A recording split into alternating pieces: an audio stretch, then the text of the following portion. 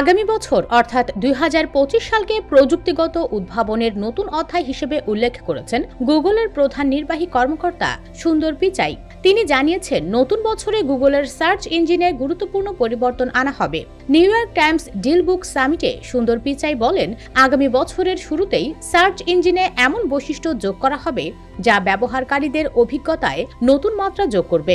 আমরা এমন জটিল প্রশ্নের উত্তর দিতে সক্ষম হব যা আগে কখনো সম্ভব হয়নি।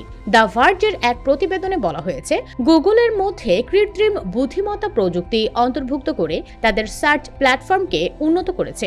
এআই চালিত সারাংশ তৈরি এবং ভিডিও ভিত্তিক সার্চের জন্য উন্নত লেন্স টুল ইতোমধ্যে যুক্ত করা হয়েছে। এছাড়া শিগগিরই গুগল তাদের জেমিনি এআই মডেলের একটি বড় আপডেট প্রকাশ করবে, যা মাইক্রোসফট ওপেন এআই এবং পারপ্লেক্সিটির মতো এআই সার্চ ইঞ্জিনগুলোর চেয়েও উন্নত হবে বলে দাবি করেছেন সুন্দর পিচাই। সম্প্রতি নর্জেস ব্যাংক ইনভেস্টমেন্ট ম্যানেজমেন্টের পডকাস্টে মাইক্রোসফটের সিইও সত্য নাদেলা বলেছেন, এআই প্রতিযোগিতায় গুগলই বিজয়ী হওয়ার কথা ছিল।